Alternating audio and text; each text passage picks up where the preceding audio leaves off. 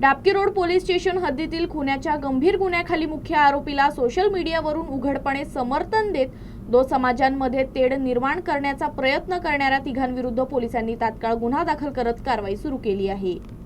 यश गोविंद शर्मा आणि नीरज मलसिंग ठाकूर यांनी डाबकी रोड येथील खुनातील मुख्य आरोपी अर्जुन नरेंद्र धनावत याचा फोटो इंस्टाग्रामवर पोस्ट करून त्याला समर्थन दिलं। या पोस्टमुळे दोन जाती धर्मांमध्ये तेढ निर्माण होण्याची शक्यता निर्माण झाली असून मृतकाच्या नातेवाईकांसह संबंधित समाजाच्या भावांना दुखावल्या गेलं। तसेच सज्जाद खान या तिसऱ्या आरोपीनंही या पोस्टवर भडकाऊ प्रतिक्रिया देत ती व्हायरल केली। परिस्थिती बिघडवण्याची शक्यता लक्षात घेऊन पोलिसांनी तातडीनं हस्तक्षेप करत संबंधितांविरुद्ध IT ऍक्ट नुसार गुन्हा दाखल करून पुढील तपास सुरू केला आहे।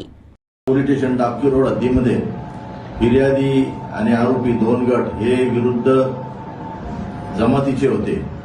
या गुन्ह्यातील आरोपी अर्जुन धनावत व त्यासह इतर या आरोपींना प्रोत्साहन देण्याच्या उद्देशाने यश शर्मा आणि निरंजन ठाकूर या दोन्ही आरोपींनी इंस्टाग्रामवर पोस्ट व्हायरल करून प्रसिद्ध केली।